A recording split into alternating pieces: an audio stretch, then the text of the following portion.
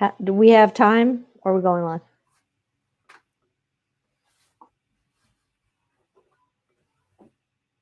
Hello, everybody on LinkedIn. This is the 10-minute countdown. I'm going to get our countdown clock going on here. I'm so excited that you're joining us today. I'm going to get a little music going here. Please let us know where you're checking in from, where you're viewing from. Please like, comment, and share. Let people know that this is going on. We really appreciate you. So shout out your city and state. Throw some questions down in the comments. We already have some amazing questions from some of our community members. For all my panelists on the screen, if you're getting LinkedIn going on the side, just make sure your volume is on 0. If you're wanting to participate in the comments and engage in the contents, we really appreciate that. For everybody that's joining, we love you. We love the comments here. Dolene's already showing up here from San Diego. Dolene Mirera, thank you so much for being here. It's so exciting to be on this LinkedIn Live event. Also, we are broadcasting live to YouTube and Facebook and Periscope on Twitter. So there's a lot of audience coming from a lot of different places. Please make sure for whoever is the LinkedIn user, I'm going to go over to LinkedIn in just a moment here and see if I can find it so I can make sure I can participate as well. But we're going to make sure that you've opted into the StreamYard if you'd like your comment and your name to show up on the LinkedIn Live piece. So we have our countdown going. You can see our panelists on the side here in various stages of getting ready for our show. We appreciate you. We got more comments coming in. Steve Spiro, our master connector from Stamford, Connecticut. Hello to all my Stamford, Connecticut folks. And Tina, hope I'm going to say this right, Schaefbauer, Tina from Texas. Thank you so much for tuning in. We have an amazing show going for you today. We have our panelists, our amazing panelists, going to talk to you about how to maximize your video meetings. We have Pat Laurie, we have George Andriopoulos, we have Tina Campbell, and we have Carrie Barrett. We are excited to bring you this show today. I'm going to have my master connector buddy, Steve Spiro, come in and start giving us some commentary on this. Oscar Capel, so glad that you are here. And I love his comment. If it's Friday at 2:00, he's here. Thank you so much for that. Tina, perfect. I'm so glad I got that name right. I was just going through with our panelists, making sure that I was pronouncing the names right. It's always a tough thing to do and a great thing. If you're ever meeting somebody, do not get their name wrong. It's a great way to turn people off. Try to really get it right. We love our names. It's one of the ways that you can win friends and influence people, getting people's names right. Steve, help me out, brother, with some of this. Yes, sir. Yeah, we're pumped and excited to be on this show. It's been a great series so far. Obviously, we're here every Friday, 2 p.m. Eastern Standard Time. And as Cameron said, please make sure to share the link right now to anybody in your network. Hey, are you on this? You know, we're going to have an incredible time. It's funny because, you know, every time we've done this, we've always gone a little bit over because it's like nobody wants to leave. Everyone is just enjoying the interaction so much, and everyone is really great about participating. One thing I will recommend, in addition to the clappy hands and the likes symbols, and because LinkedIn loves the algorithms when you do all that stuff, but I would also recommend there's a great place for you guys to network. So you keep if you're in a chat. Feel free to connect with each other. This is about connecting. It's about networking, right? So make sure you're going to get great content today, but at the same time, feel free to connect with each other. Off this actual platform itself, right? So to me, the magic is in the follow up. I've learned that from my friend Miss Tina Campbell, right? She's great about that. So, but I'm excited to have the panelists here. I mean, everybody here on the panelists is an expert in their own light and has incredible value they're going to bring to the table. So I'm super pumped to see what everybody has to say and what where we're going to be going with this conversation. I think it's going to be awesome. I mean, super excited. And again, huge thanks to my friend, Mr. Cameron Toth. If you have a chance, please connect with him. He is an incredible entrepreneur who he pivoted. He was big time in the, and still is, in the event space and event staffing. But as you know, that industry got hit hard because of COVID. So he's done an amazing job of pivoting and has become great. He has every weekday at 11 a.m. Eastern Standard Time. He's got he does a live show where he interviews some business leader, and that's available on YouTube. So make sure you subscribe to his channel and take advantage of his content. It's amazing content every time. So I definitely recommend that. My guess, some of the panelists, you guys, he'll be hitting you up for being on his show. My guess is, I know absolutely right. Yep. And then also he does by the way, I love saying it because he says it even better, but I just try my best. He does Biz Dev Live, which is on Tuesdays at 12 noon, in addition to his weekdays. Right. So we have the networking event Tuesdays at 12 p.m. Right. where you can actually get on a video chat, which will be really relevant to the conversation today, where you can network, tell your story, which I always encourage telling your story versus telling your pitch, because nobody wants to hear your pitch unless you have a really, really great story. And then tell me all about how I can get involved with it. Right. No doubt. Yeah, so don't miss it. You know what? Cameron brings some incredible energy. He's this networking event that he does on Tuesdays. I only missed it this week because I was away on vacation in Florida, but I wouldn't miss it. It's definitely different. It's got a hip hop flavor to it. It's pretty awesome. He's got some cool tunes he plays. They dance in, they dance out. I mean, it's awesome. So don't miss it. It's really unique and different. But anyway, so good stuff. And Cameron, I appreciate you big time, sir, because you're like the Wizard of Oz. I call you the Wizard of Oz behind the camera, getting everything straight and making sure that you got the technology and the StreamYard and all the things you do behind the scenes. So I very much appreciate you, sir. And it's been great. Yes, Cameron is the man. Thanks, Dutra, for saying that. And hi, McGenna, one of our loyal watchers, viewers. McGenna's great. And we actually had her on our show not that long ago. So appreciate you, McGenna.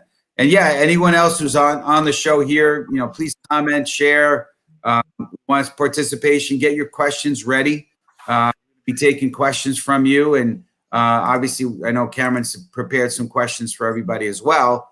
But definitely, if you have any specific questions on how to maximize your video meetings, this is a great time to do it. So excited, Cameron. Should I keep tap dancing here, or you got some stuff to say? I'm gonna keep tap dancing. All right.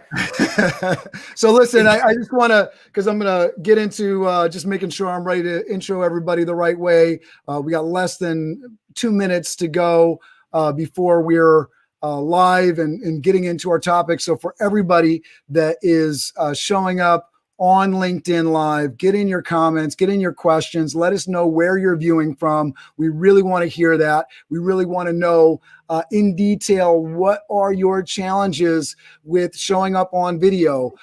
When do you think it's appropriate to show up on video? And when do you want to just push it to a phone call?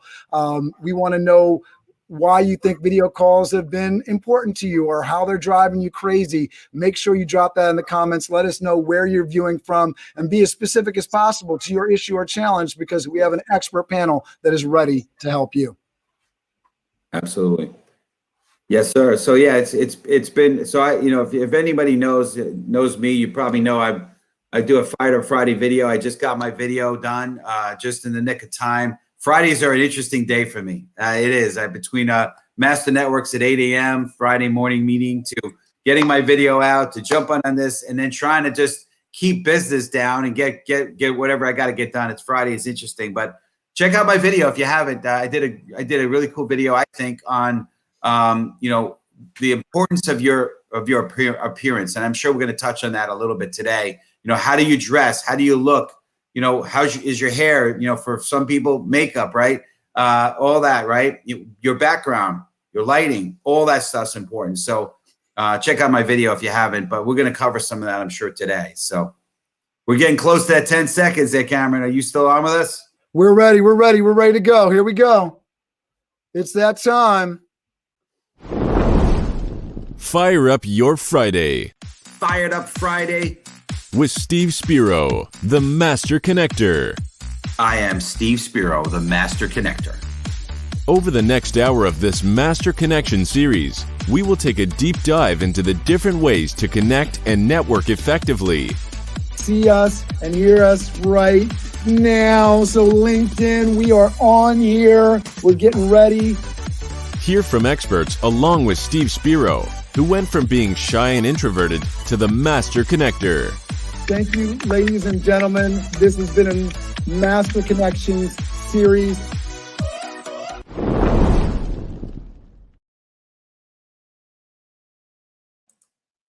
That's awesome. We still there, Cameron? We're good. We're good. Here we go. So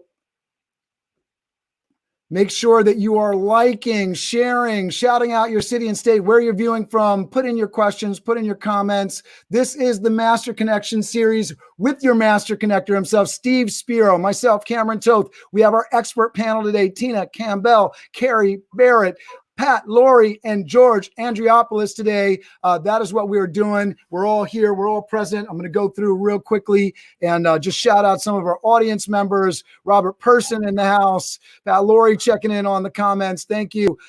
Pasquale Palumbo, aloha from Hawthorne, New York. Carrie Barrett getting in the comments here. Mr. Chris Dutra saying hello. Oh, man, we got so many people checking in. Gene Kelly.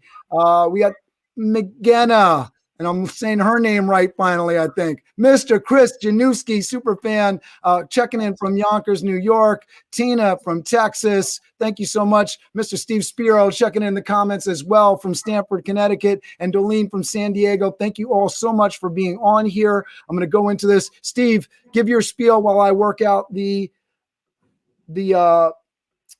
highlights for introducing our panelists. Give your introduction, please, sir. Absolutely. So, hey, folks, it's Steve Spiro, the Master Connector. Cameron and I really appreciate you tuning in. Welcome to our show each week on Friday at 2 p.m. We come at you with engaging content on how you can also be a Master Connector. As a shy, introverted kid from the Bronx to someone who has grown a massive network, I can talk to just about anyone. And there's definitely been lots of great lessons along the way, like most of us have now. And it's been a winding road. And from starting out in an advertising company right out of college to a martial arts studio to technology sales and now consulting and mentoring and, and so forth, self-development has definitely been a crucial piece for me. And I've learned to adapt and keep growing, and you have to keep growing, right? But I love sharing what I've learned. And so please make sure to check out my Fired Up Friday Master Connector tip videos that I post every Friday. I did one this morning. Thanks to my friend Sean Lashley of 10,000 Cards. I have a digital card that catalogs all 60 plus weeks in one place. Check them out. Please, if you want, DM me and I will send you that digital card and you can check out the whole catalog of my videos. I feel like they're real good content. But during this Master Connection series, each week, our goal is to gather subject matter experts like you see here to impart their wisdom on all of us, including Cameron and I. We are always learning, right? So give us some grace, right? There's sometimes some challenges, but you always got to keep growing. You always got to keep getting better, right? I believe you're either a tomato that's rotting or a tomato that's ripening. You're always growing. But I'm really blessed to have my co-host Cameron Toth here, and he's the founder of Toth Event Staffing, and now the co-host or the host, of Biz. Let me say it right. Biz Dev Live, weekdays at 11 a.m. Eastern Standard Time, and also of Biz Dev Live networking on Tuesdays at 12 noon, also Eastern Standard Time. Don't miss either. They're awesome. I highly recommend it. So Cameron, I know you're going to do a quick intro of some of the panelists we have, and I appreciate you, sir, being the Oz behind the curtain there. Thanks for all you do, sir. Very good. Thank you so much. So you're here with the Master Connector, Steve Spiro, with over 11,000 connections on LinkedIn. A lot of you are here on the strength of that. Thank you so much for being in the comments. Keep commenting. I'm going to get right into our introduction so we can get right into the expert panelists sharing content on how to maximize your video meetings today. I'm going to start in no particular order, going around with Miss Pat, Lori. I'm going to get this comment. There we go. And then listen, Let me see if I can get this off so that we can see your name there. There we go. All right. Own Your Square, Miss Pat Laurie. She is a video production owner since 1996, former TV news reporter and professional virtual speaker. She can't talk about how to own your own square enough. This encompasses everything from lights, camera, action to confidence, connection, and content. Welcome to the stage, Miss Pat Laurie. Thank you for being here. All right. I'm going to move on to Mr. Thank you. I'm going to move on to Mr. George Andriopoulos. As a management consultant, corporate turnaround artist, and leadership coach, he helps connect the dots between one's leadership and their vehicle of execution. He helps build businesses and brands by helping people find their authentic leadership and using it to springboard their execution. Welcome to the stage, Mr. George Andriopoulos. Hey, thank you. All right, and we're going to move on to Miss. I got my screen. Thank you very much. Thank you for your patience with me. Moving on to Miss Tina Campbell. She makes connections for entrepreneurs to create opportunities in order to build their businesses. She connects a growing network of relationship-minded business leaders and entrepreneurs. She does. She's founded a region for master networks, pulled so many networks together from square one, from basically zero or one person in herself to the amazing network that it's grown to be. Thank you so much for being on the show, Tina. All right. And Miss Carrie Barrett, welcome to the stage. She is incredibly knowledgeable about video. She's a business consultant. She's responsible for helping so many people across the board. Thank you for being on the stage with us, Miss Carrie Barrett. All right, we're going to go into our first question here. As I reminded you guys, I'm going to show some comments on the screen. We're getting lots of comments and love from folks. But our first question is, are video meetings better than phone calls? So we'll just go quickly around on this, and I'm looking for questions from the audience. I know Chris Januski has already got us a question about green screen, so we'll definitely get to your questions. Please post more questions in the comments down below. We want to actually provide specific value to you. If you have the question, somebody else does as well, but I want to provide some general sort of just knowledge on why you should get on a video call, and maybe there's some reasons you shouldn't. So I want to go around. So for my folks that are on the panel, I know Pat Laurie's actually got it first, and then we'll go to Steve. Go ahead, Pat Laurie. Oh, thank you so much. So happy to be here. Thank you, Cameron and Steve, for having me on the show today. I am always excited to talk about video. And yes, I think that video is an awesome opportunity. Anytime you can show your face, you can connect with someone, they can see a face on the other end, I believe you're going to have an advantage because it shortens that time for someone to get to know you, right, and get to like you. And it builds a relationship a lot faster. So I say, yes, go for it. Beautiful. All right. And let's go over to Steve. Absolutely. Yeah. Great point, Pat. Right. And listen, I again, it's all about connecting. And when you look somebody in the eye, there is so much more valuable than just a phone call. Now, the times I do use phone call is if I'm driving, if I am just so burnt and I still need to meet with somebody. But in general, video is way more effective because you can really see somebody's reaction. You could speak this, what you see here, right? The face, your expressions, your sincerity. It's hard to convey that. It takes a lot of skill to try to do that all only on voice. So video is so valuable. I'm actually grateful for COVID. I know that may sound controversial, but I'm grateful that it forced this because I think this is such an amazing platform that we can actually video with people, and now it's considered acceptable. So I'm all for it. I think it's great as often as you can. Beautiful. We're going to move on to George. Go ahead, George. Yeah. So how can you not want to use video, right? When we're in this day and age when the pandemic has completely changed what it's like to do business, this is the only way to just get that up close and personal vibe with somebody.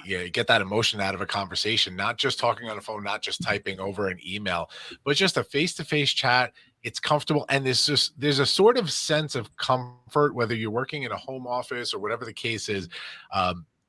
Believe it or not, there's like this vulnerability that comes out at you when you're working from home, and you could be a little more authentic, be a little more like yourself And how can you not just snatch up that opportunity, on top of the fact that you have so many more opportunities to schedule meetings this way as opposed to live? I know since we've been home working here, my meeting load has probably tripled from what it would have been if I was just in the office.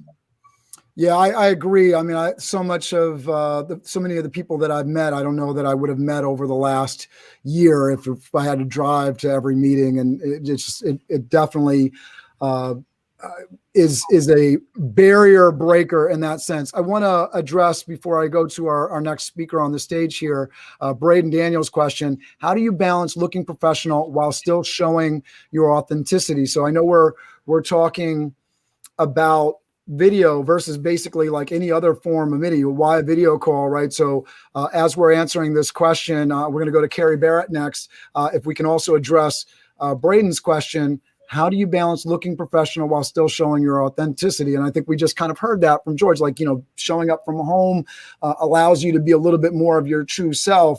But I think we're all trying to balance our true self with maybe our professional self sometimes. So let's get into that. Go ahead, Carrie. It was like that age-old saying when I was working in the news business: oh, she's exactly the same as she is on TV as she is in person. That's not true. I would have been fined many, many times by the FCC if I was the same person on TV as I was when I was off camera. That said, the stigma of the home office is gone. It's done. I mean, you can see pictures of my kids back here. It's my Emmy there. You think after 20 years in the news business, I'd figure out how this works.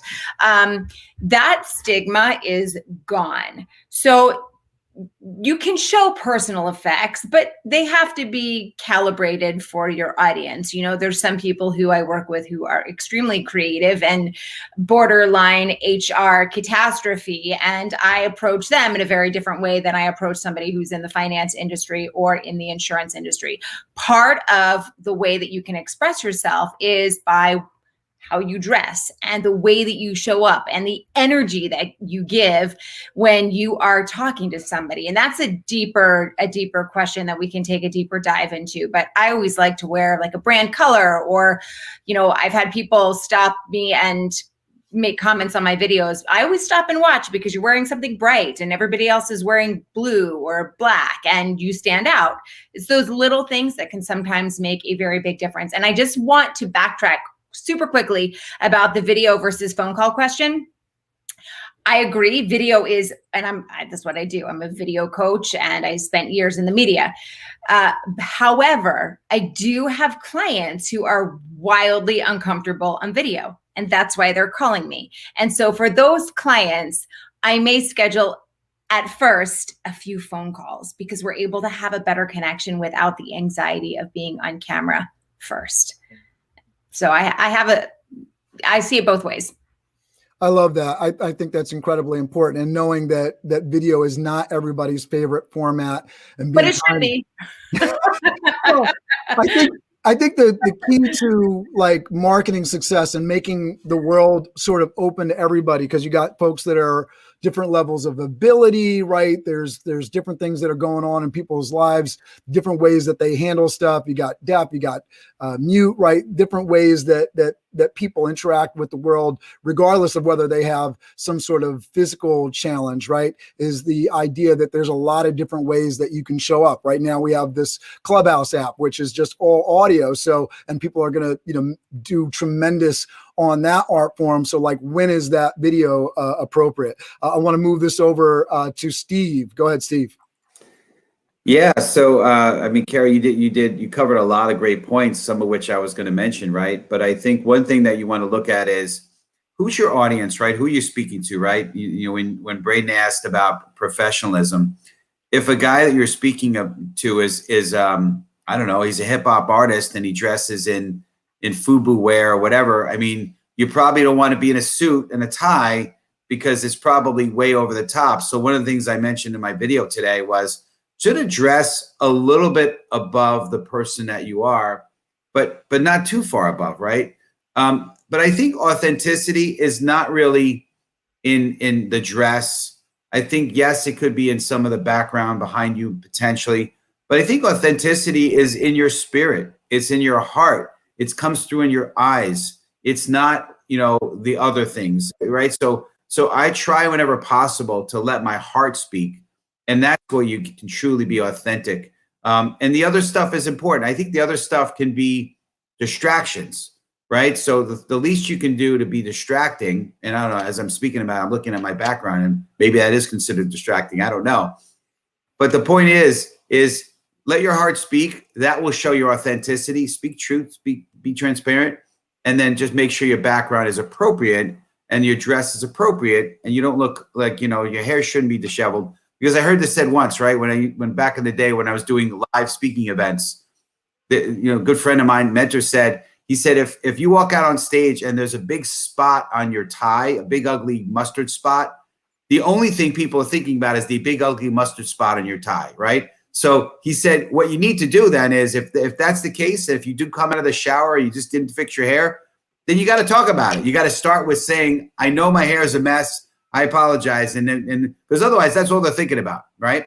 So that's my advice. Be authentic, speak from the heart, try to minimize the distractions on the surroundings in terms of your look and everything. I love that. I think, Pat, you wanted to jump in. Go ahead. Yeah, I think that what happens when people go on camera is that they have this need to be quote unquote perfect. And that really strips away your authenticity. So, I always like to dress professionally, but there's plenty of times that I show up in a jean jacket and a t-shirt, because that's part of me too. So I think that when you go on camera, you have to show all sides of you because you're a human, right? So you have to be relatable, you have to be authentic, and you have to be vulnerable. And by being vulnerable, it's by revealing things about yourself that can get people to relate to you, to connect to you, because that's what it really is all about when you go on video. It's not about putting up this facade of what you want people to see. It's about really trying to open your heart, like you say, Steve, right? And tap into that energy. And what energy are you putting out? I just happen to be a high energy person most of the time, especially when I go on camera, but that is my authentic self. And I stumble, and I love when I stumble because it's just like makes me human. So I say, stumble, fumble, show up, and try and be authentic, because that is what's really going to make you more credible. It's not about all of the, awards and credentials that you have. It's about how you can really show up and be yourself and really kind of like peel away those layers. I love that. I think we're going to go George. George, did you want to jump in? And then Tina wants to jump in. George, you good? Yeah. So, and you're getting lots of comments on the popcorn machine. People want to know how you prefer it. If you're a salt guy, butter guy, we're getting lots of comments on the popcorn machine is really popular. Well, I said to Alan that I'll send him over one. He's just got to let me know if it's butter or salt. Yeah, well, we have, and that's the whole thing, right? I love the comments just now about the energy that you want to put out, right? So there have been a lot of comments here about, I prefer a white background as opposed to something else because it's busier and blah, blah, blah. And that's fine. That's your personal preference. So I'm looking at the panel now and I look at, Kerry and Pat's backgrounds. They're these very calming rooms in their homes and it shows me what they want to put out there. Steve has the virtual background behind him. As does Cameron. We all want to put out a different kind of energy there. I'm in my home office here. I have my movie theater room next to me. That's a showpiece, my little popcorn machine. For me, the most important thing, besides where you are, as long as you have a nice, clean setup in your home, that's fine. For me, it's the technology you're using. And I'm sure we'll get into all this tips and tricks, but I want to make sure that my sound is on point, that my light is on point, and that my imagery is on point. A nice, clean camera, lighting all around you, and good sound. I have my Rodecaster Pro here. I have a nice 4K camera plugged in. I have lighting all around me because if this was all off, I'd look like Freddy Krueger. That's what it's about for me.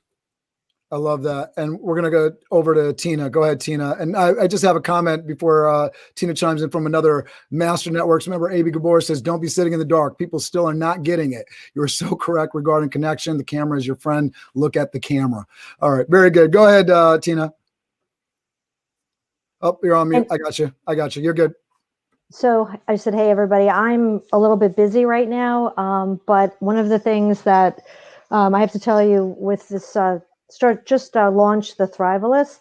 And so one of my members sent me this. So I think that's always key to have your pith helmet with you. But more importantly, what I wanted to say, props, yeah. I gotta have the props. But I wanted to say one thing is that when 2 years ago, I was having Zoom meetings once a month and just trying to get people on and getting connected. I had no idea that this was going to be what the medium that we were working on. So I was just I lucked out. But because of what I've seen happen in the last 9 months is people becoming connected this way. And it's such a deeper level that, and across the country, across the world, I've been connecting with people in Australia. I've been with the young lady who started LinkedIn Local in Australia.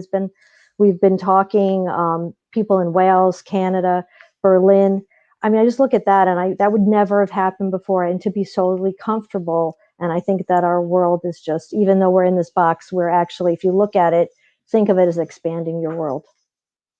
Beautiful. Yeah, I think it really has expanded so many. I mean, the equity that being able to connect virtually, there is the challenge for folks that, connectivity from home and technology and all that kind of piece, but just the ability to not have to travel from some sort of remote place 2 hours to get to the meeting where the people are that you want to connect with is such a big deal. I think we're going to address when a video meeting is appropriate versus a phone call versus, making sure that you're doing a face-to-face meeting. But I want to talk about how do you maximize your video meeting? That's why we're here today. So how can we maximize our time, make sure that this video meeting is a good use of our time? I know Steve wants to go ahead and jump in. Go ahead, Steve. Okay. Yeah, I was going to give the ladies first, Pat. Oh, we can do all that. It's up to you. It's fine. I'm on screen right now. It's fine. The flow. Yeah. So, hey, listen, there's a lot of ways you can maximize, right? You can see here on the screen, right? You can use, and I don't always use it, some branding, right? Using, and now, by the way, I have a real green screen. I think the biggest pet peeve I have, not biggest, but one of the pet peeves I have is when people use the virtual screen, but they don't have a green screen. And then when you see their fingers, and there's like, funny things going through the fingers, and it's just bizarre. You want to talk about distraction, it distracts me. So if you're going to do a virtual background, please invest in a green screen. It's not that expensive. We got ours from Amazon. It wasn't that much. That's one way. You can put your brand up there. You can actually use, you see okay, I got to get this right. Where is it? Okay, right there. Whatever. The QR code. That's another thing you could do, right? You can put a QR code, right? So people can actually scan it and they can actually go to my digital business card. But maximizing video, there's different ways you could do it, right? You could put a message on there or whatever. So just making sure that you're leveraging the space you have here. I know, Pat, I think she's the one, right, the square. So she'll probably speak to it better, and that's why I wanted to have her go first. But definitely, for sure, there's lots you could do with that. Well, I mean, if you're talking about how you're showing up, I like to tell people that you've got to own every square inch of that screen. So everything, and I'm a props girl. I mean, I use props for everything, because you have to keep it engaging, right? You're not an entertainer, but you kind of are when you go on video, right? So you have to show up. You have to make sure your framing is good. You have to make sure your lighting is good, of course. Everything is quiet in your house. You don't have many people, streaming music and gaming and, all kinds of other things going on, because they're going to steal that bandwidth. And when they steal that bandwidth, guess what's happened to you? You freeze up, right? How many times have we seen that when, we're in a meeting and someone just freezes like that? Oh yeah, I'm having issues. So my kids are in school. Well, yeah, that's a real big issue. But I think that what's really important to me is when I set up a meeting with someone, I don't want to waste their time, right? So I want to let them know, what is the meeting about? What's the objective? I want to have a couple of screens if that's important for my presentation. I want to get in and get out and get to the bottom line, because we are so fatigued by Zoom and Microsoft Teams and WebEx and everything else, is that we don't want to waste people's time. So don't set up an hour meeting if you can get it done in 15 minutes, right? A quick little check-in. And one thing about green screen, I just wanted to mention is that I do see a lot of green screens, but I personally like a real background. I've never used a green screen because, as Steve mentions, a lot of people just don't know how to use green screen. Number one rule, hands down, is don't ever wear green and sit in front of a green screen, because you will disappear. And then other than that, if you're going to use a photo in the background, you want to make sure that that photo is slightly out of focus, because if it's in focus and you're in focus, it's not going to look as realistic. The third thing I would say about green screens is that you have to make sure that you have enough light on your face and on the image and on the actual green screen. So you got to light both of them. And that's what's going to give you that separation and make it look a little bit more realistic. But, you know, show up and don't waste people's time, number one.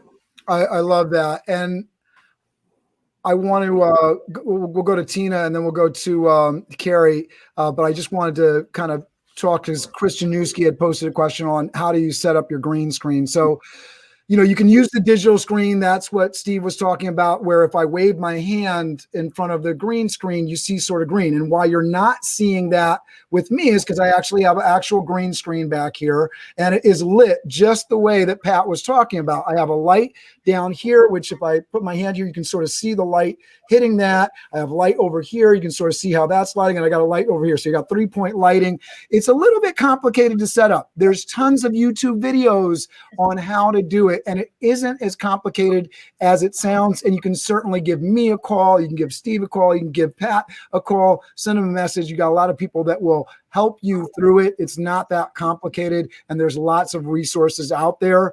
My green screen, I just happen to have in the closet, which is huge. It goes way across. There's some like tiny green screens, probably not going to be good, because then you got to get your camera set at just the right angle. I have a standing desk so I can go up and down, and it covers all that area. So those are some things that you're going to want to look at with the green screen. So Chris, I hope that was helpful. And then Tina, if you want to jump in here, and then we'll go to Carrie. Go ahead, Tina.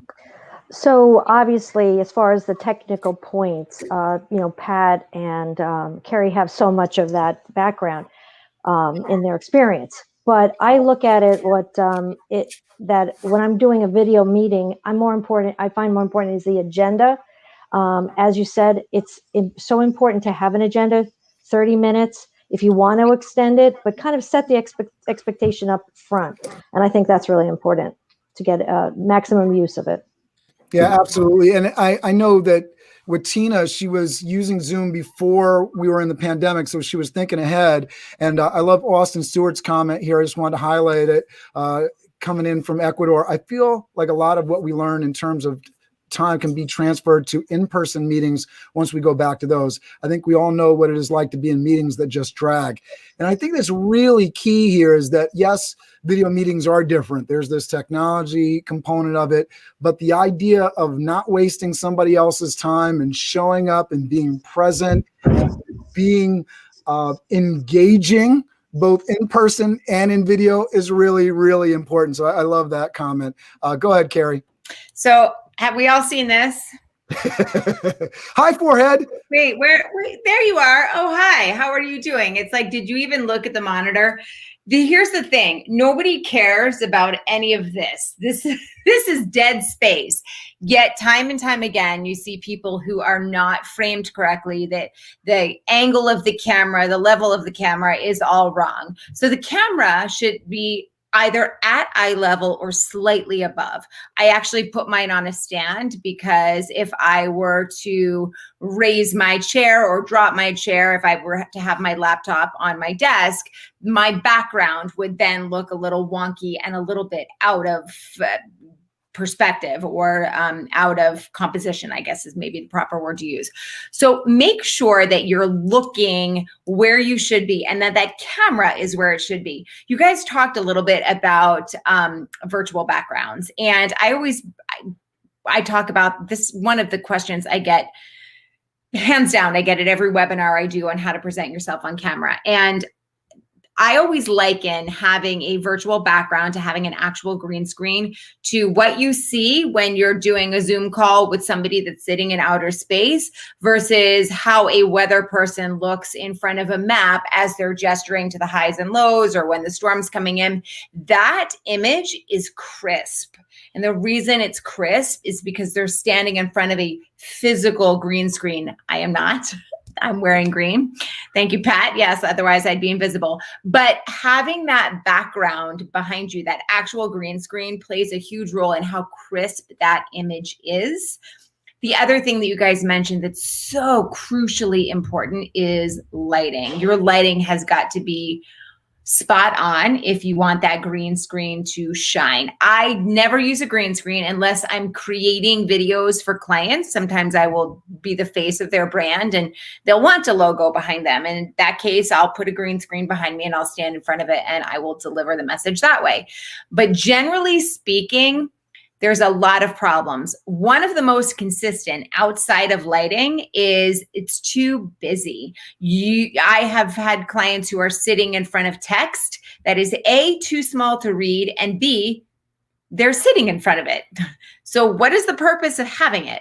And then the rest is all a big jumble of colors and designs. So think about what that looks like to somebody who is meeting you perhaps for the first time. Why do you have text there if I can't read it? Because A, it's too small, and B, you're sitting in front of it.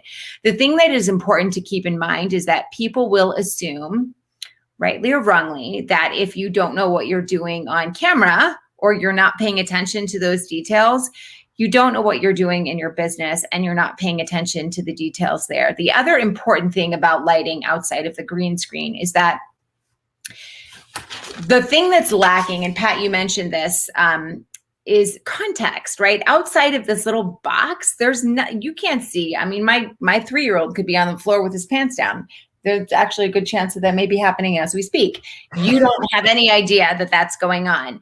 If I have poor lighting, if I am sitting with the brightest light source in the room behind me, I'm going to be shot in silhouette. And that is something news crews do when they want to conceal someone's identity. The point of good lighting is not just so that everybody can see your beautiful mug, but it's so that your message has the best chance of being received in the way it was intended, and that you can sort of recoup some of those nonverbals that are very easily lost when you are communicating via video rather than sitting in a conference room with somebody. I love that. And we got another great comment from Austin Stewart. Yes, get to your computer at least 10 minutes before the meeting to make sure you are good to go. Lighting, sound, your visible space, give yourself some prep time. People really value when you're on time and ready to roll. And, you might not be able to do that, but, it's like my son, we're talking about a little bit about children, like he's got to get his water bottle and snack. I'm like, you could have done this last night. So just, managing your time it's the same if you were traveling to the meeting. Make sure you know where your keys are, make sure you know where, right? All the things that help you be a productive member of society. All right. George, I think you wanted to give us a little bit of a demo. Go ahead. Yeah. So right now we're looking at the stock camera, the webcam that's built into my computer, and no lighting here. Right. And just to show you, like, going a little bit of effort, how much it changes things. So this is just built-in lighting here. And now you see my wife in the background. That wasn't meant to happen. My baby. Built-in lighting, that makes things just a little bit better. Now you turn on all the lighting that I've added, and it's a huge world of difference, right? You upgrade the camera to an inexpensive, different camera. You have a completely different viewpoint of what your online presence looks like during a meeting, right? And so you're talking about here probably $150, $160 worth of equipment that did a complete 180 for what this whole thing looked like. Just an inexpensive, like an $80, $90 4K webcam, 2 ring lights strategically placed, plus a house light that was already here, and we're good to go. We're clear. We have a nice camera angle here. I want to add one thing about the kids kind of going by and life sort of happening. Look, I've gotten to a point with my career where authenticity is the most important thing to me. I need, the people I work with, clients, whatever, they need to have expectations of who I am in real life and who I am in business and what I'm about. And hey, if you're going to see my wife working right next to me and feeding my daughter, great. If you're going to see my other daughter here doing schoolwork virtually, she pops in the background, I'm okay with that, because that's who I am. That's what I'm bringing to the table. So that authenticity coming through in what's here, what's going on behind me, personally, I'm okay with that. No, I think, and I'll just address this because I think it's a societal thing at this point. One of the things in the pandemic that's been good. I mean, Steve mentioned this in terms of, we moved to video, and it's been an opportunity for people, even though there's great suffering, a lot of death. a lot of tragedy. We've all gotten virtual Zoom training so that live online events can be a thing. There's that opportunity, but also this idea for folks that have families. I know I started up my company. One of the reasons that I did what I did was to make sure that I could be home and present for my children, to be able to be in my job and see my children come home from school. So I think we're getting to see the work-life balance that never existed sort of come into play, and understand that people got different things going on. They have pets, they have children, they have parents that they're taking care of. We all have lives outside of work. So the 24-hour day becomes a little bit less of a, come on, guys, you know, there's some other things going on than just work. And it really, I think, brings some equity to the table, especially for my ladies and my women and my stay-at-home dads that, you know, we're struggling with, like, you know, I have people to take care of outside of work other than my work children that I take care of on a daily basis. Right. Pat, I know you wanted to jump in here. Go ahead, Pat. Oh yeah, well, there's so many great tips from all of the panelists, and I do think you know, investing in a really inexpensive. I have a $60 webcam right now that you're looking at me with, and it is phenomenal, and I love it. Now, one thing I want to mention, Pat, and if you could just talk to David Brown's question, I'm not exactly sure what he's talking here, if this is a camera like built-in situation versus webcam, or if he's actually talking about like a SLR camera. Oh, right. Yeah. Okay. So, well, I'm using a webcam right now, an external webcam. So I'm not using my built-in MacBook Pro webcam. I bought a separate one because I really wanted to look extra crisp. Now, some people decide to connect their DSLR cameras and use that as their main camera. But I believe you have to have a breakout box for that, or an extra connection to do that. I don't particularly go that way. I just go with the webcam. I love it. This one even has a little tiny light, which doesn't do much in bright light. But I want to also bring up something. You know how many times you go on camera when you see people, now these are non-reflective lenses, but how many times do we go on camera and see people that you can't even see their eyes because they've got this, like, you know, lens glare over them. So you can ask your eye doctor for non-reflective lenses. Now, I turned off my light, but check out what happens. You can still see me, right? But it just looks better. It looks softer with extra light, right? It makes you pop off of the screen. So you see what happens here? It's when you turn it off, it just, you know, even lighting, if you can go for it, that's great. Natural lighting is also good. You know, there's a lot of bells and whistles that you can go for, especially like when it comes to audio. I have found that my AirPods are a good alternative, but right now I'm actually not using any audio. I'm just using my computer audio. So I hope that helps a little bit.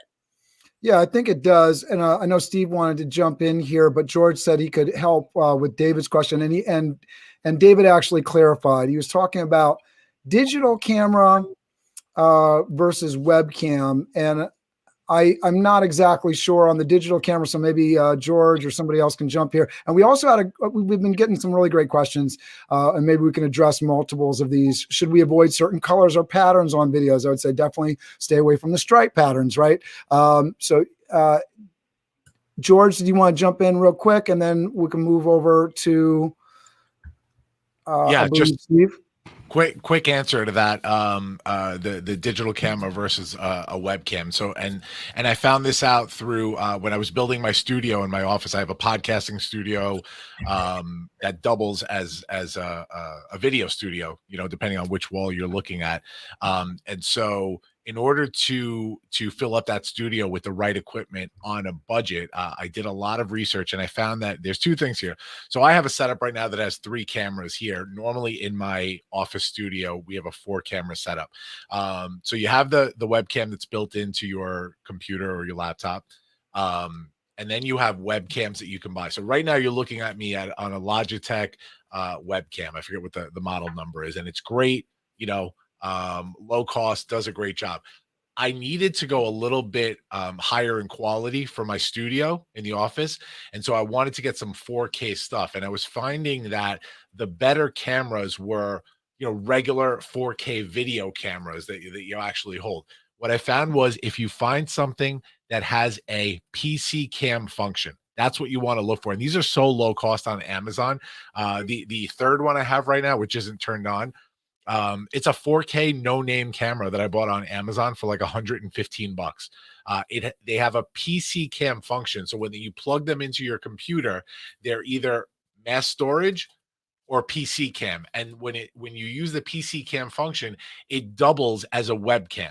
And now this is like a big dog digital video camera that you would normally carry around and whatever. So as long as it's got that PC cam function, if you have a DSLR camera that does not have the PC cam function, Pat mentioned that you need an extra piece of machinery. So George, I'm gonna get us, because I think we're gonna lose people with the tech speak, because a lot of folks are like it's way above them. So what I would really suggest, if you do have some of these complicated things, I love that David Pascu was talking about Elgato capture cards, what you need to use, because there's some really technical things. I've definitely got into these as I was, broadcasting every day on YouTube, and I have an SLR camera, but it isn't a digi or whatever, a PC kind of camera. I would need like the Elgato card or something else. And I was doing the deep research. And at the end of the day, I was like, it's too far away. I can't, see, there's a lot of directions you can go. So definitely follow up with George if you're really getting technical. I want to keep us a little bit more baseline and talk about the content and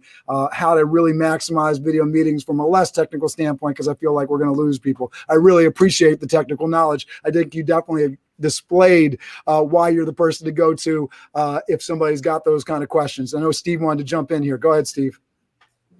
Yeah, I mean, I'm learning a lot, to be honest with you, and I'm learning that I probably need to up my game on the technical side. But the points I wanted to make, and I think it was stated a little bit earlier in the conversation, maybe it was Pat or Kerry, but one of you guys said that it's what you bring, right? The question, I guess, the topic is maximizing video. How do you maximize video?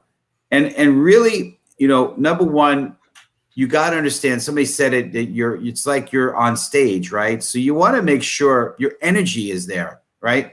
When I'm speaking to somebody, I'm really making sure that I'm engaging them, right? I might up my volume sometimes. I might kind of move forward a little bit occasionally.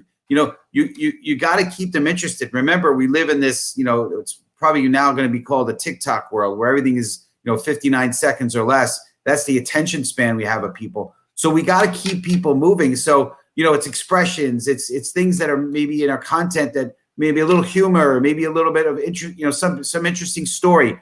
Be aware of how you're communicating to really maximize your video, because if you're losing people, it's not being effective. So that's my point, right? I know we're talking about a lot of the imagery stuff, but be conscious of the content and the energy that you're bringing to the table. That's what I want to share. Yeah, absolutely. I think it's so important. Kerry, I know you wanted to jump in here. Go ahead. I have a million things to jump in. So as far as the camera, I have a MacBook Pro, and I'm actually using the built-in webcam for that now. I have a Logitech. I rarely use it unless I'm recording a video. I think for most people, a internal webcam is just fine.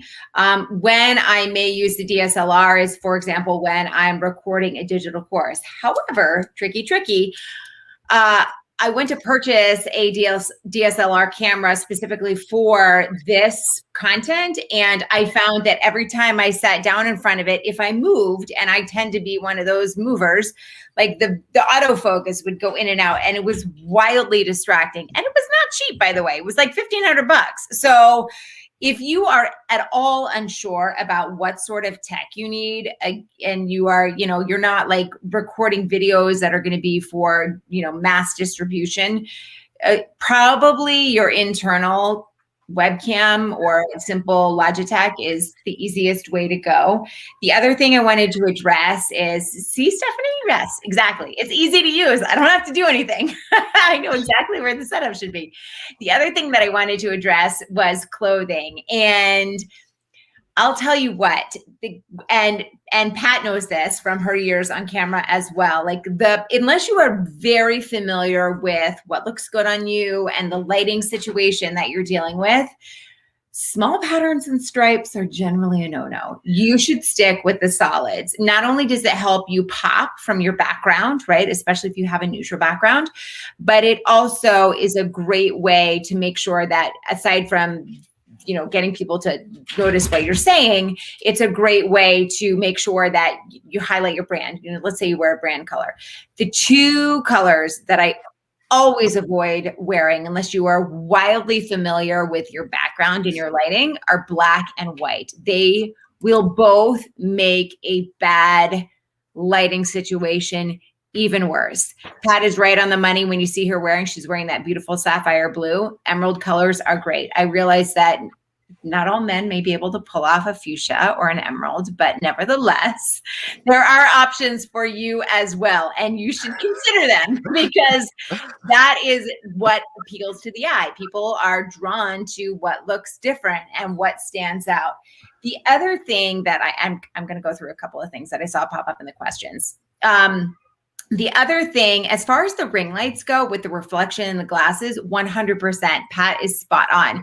You should get the anti-reflection coating on your glasses. If you have to dim the screen on your monitor or even put a privacy cover on it to help keep Jerry, and I just want to, as a guy that has glasses, I have a ring light in front of me, and sometimes you can see the reflection on it, but I just have it.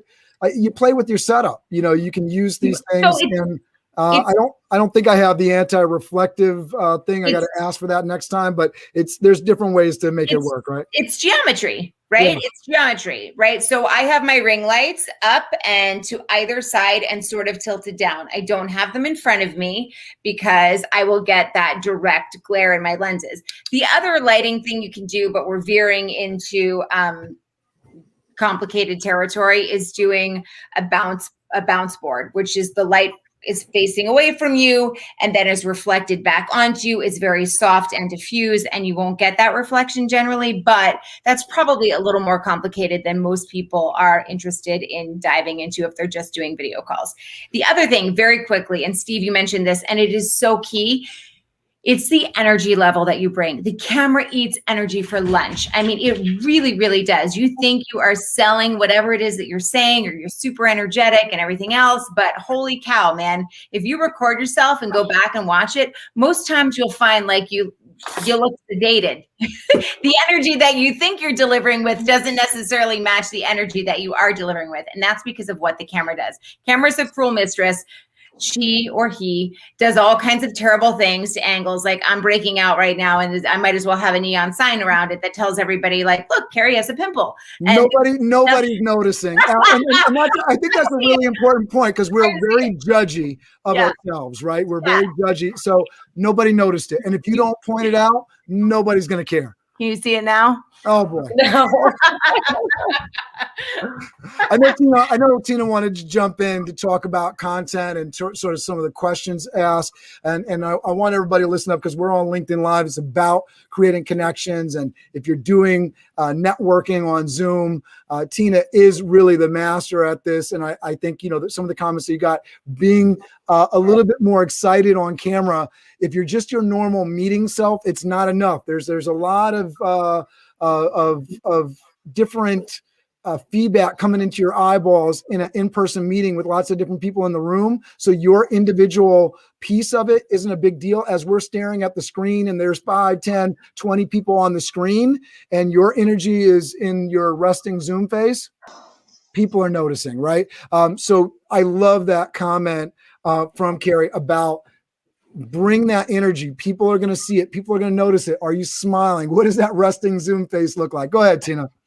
Well, resting Zoom face. I love that. But one of the things that I find, I mean, you're all very technical. My particular superpower is connecting through the square. And one of the things is really looking engaged. I like what I think Steve said about leaning forward sometimes. Using humor, I think, is so important to get people to relax. And that's what I look for. I'm really looking at the person. I look at the body language.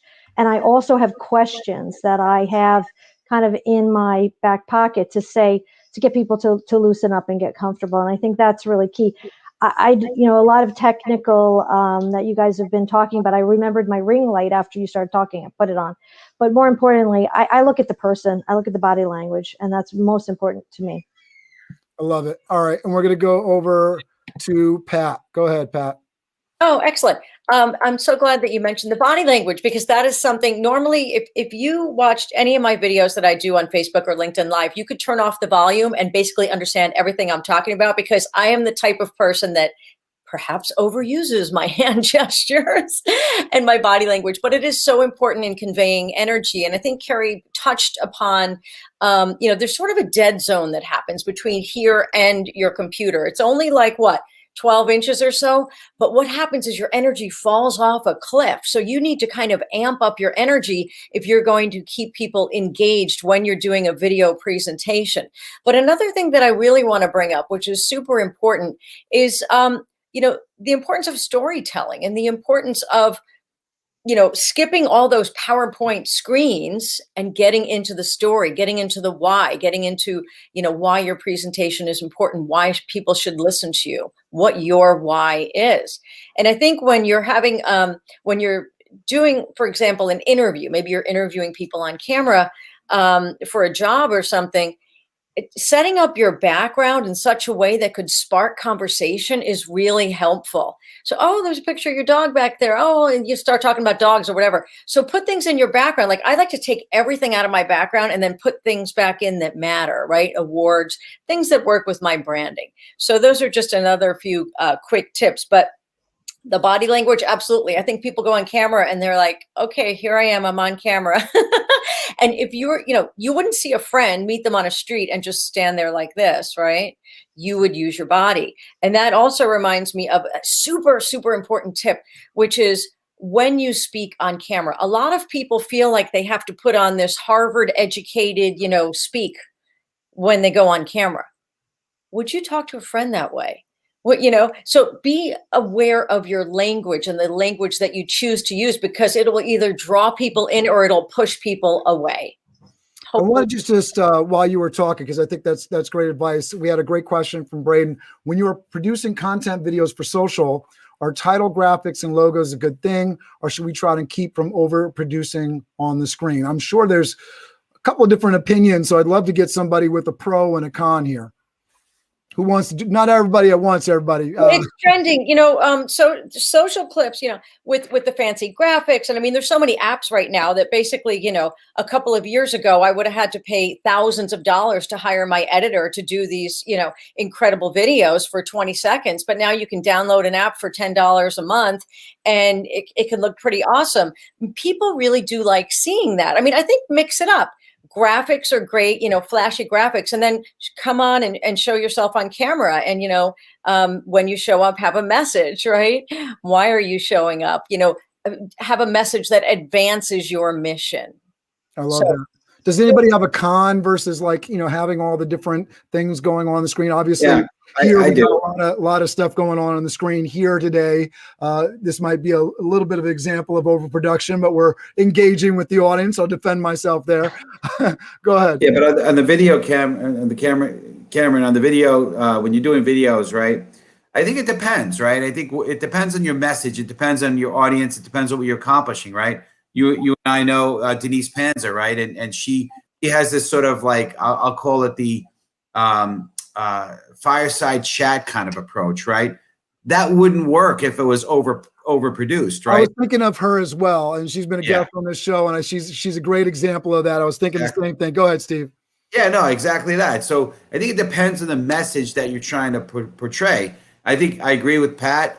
You know, it depends. You can mix it up, right? But, you know, my style is really conversational, similar, right? It's fireside chat like. So I don't want to do a lot of stuff, but there are times to do it, right? If you're trying to, you know, convey an overall message using a bunch of different images, sure. So I think it really depends on what you're looking to accomplish.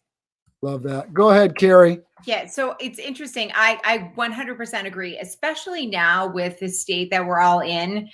meaning the pandemic, there is a sense that when there is an overly produced slick video, it's number one, not authentic. There is a place for it though. And number two, that it's not that you're being sold to. And people right now have this sort of like reaction to that that's not positive.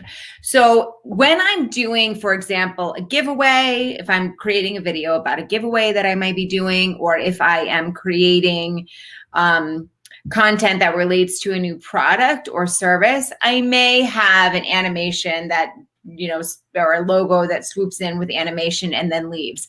If I'm doing more of a thought, God, this term makes me barf, but if I'm doing a thought leadership piece, then, and I'm just talking about the difficulties of being, let's say, a working mom with 3 kids at home, the youngest of which is 3, then I'm not going to include a logo because it doesn't have anything to really do with my business. It's more about just providing motivation. That said, one of the really fun things that I've done is I've created a bunch of GIFs on Instagram so that when I do post a story or something where I may want to have a little, you know, nugget of my logo, my animated logo can swoop in and then can swoop out. So there's different, it depends A, on what platform you are on, and B, what the goal of your video is. And that's part of knowing who your audience is as well on that particular platform. It's quite different for me on Facebook than maybe it would be on LinkedIn. Does that make sense?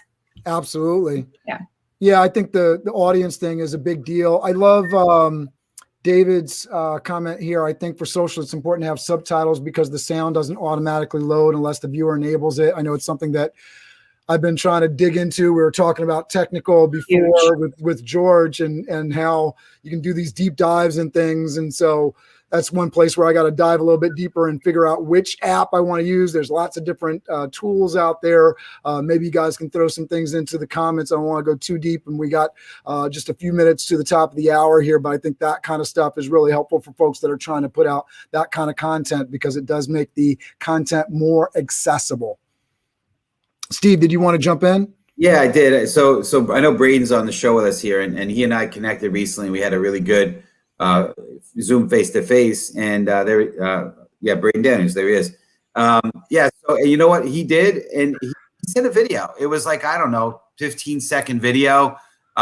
You know, he had like a little sign that said, "Hi, Steve," and he had like as a video thanking me, you know, that we got to meet, and it was so cool.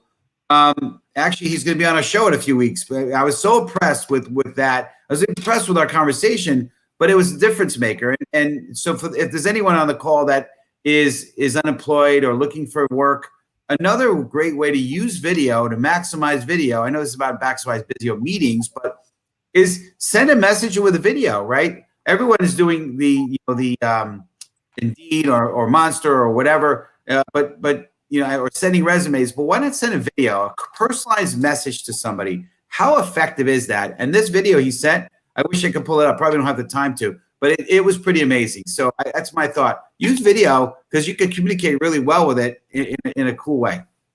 Yeah, I love that. And so many people talk about this. Mario Armstrong, who's a business guru. I love the way he talks about it and talk about like background stuff going on in the background that follows along with his passion. I can remember back to his video because he had different shoes. He's a big shoe guy, right? So in that scene with, you know, all the crazy throwback shoes and sneakerhead is what they call him, right? And so he has to incentivize himself these different sneakers with, like, if he gets to this goal, he'll wear these sneakers, and that's his background.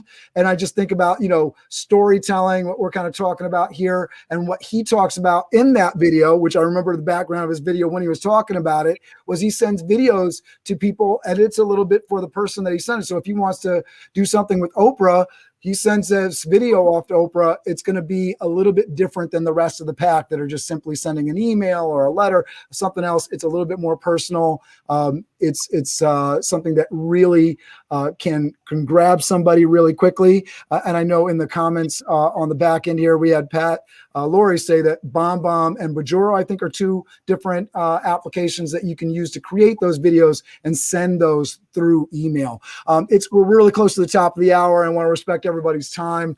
Thank you to everybody that's in the comments. Please make sure that you're sharing, hitting the clap button, hitting the heart button. I've been seeing it going off, the light bulb, the curious, the thumbs up. Keep hitting all those things. Make sure that you go and you follow all of our presenters, connect with them, make sure that you're setting up some one-on-one appointments. The trick in all of this is the follow-up. Whatever your meeting is, in person, on video, over Clubhouse, get the follow-up going, get into the comments and create those connections. Send your BombBomb video, send that email, send that Calendly link, and get that meeting set up. To that point, please, my expert panel, please go. We're going to go around. We'll start with Pat Lori, and then we'll go to George Andriopoulos, and then we'll go to Tina Campbell, and then to Carrie Barrett.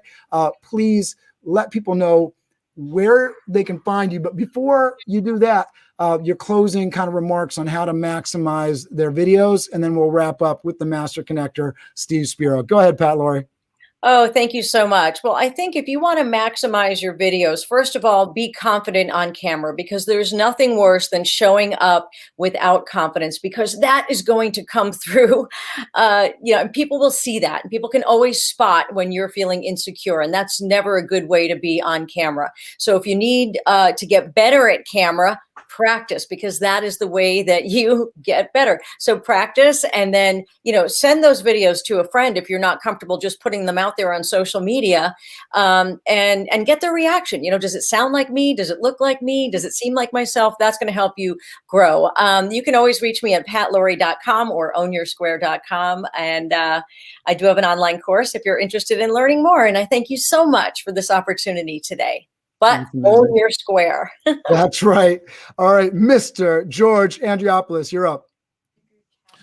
Yeah, I want to be respectful of everybody's time, and I don't want to make it too complicated. Just be authentic, clean shot, authenticity. That's all that matters on camera. You can find me on any platform at Launchpad CEO, Instagram, Twitter, Clubhouse, all of it. Thanks. And make sure you have a popcorn machine in your background, because that is very exciting and gets a lot of attention. All right. We're going to go over to Tina Campbell. Go ahead.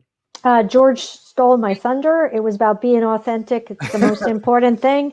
I'm at tacticsforentrepreneurs.com or masternetworksny.com. And I hope to actually get in touch with all of my co-guests.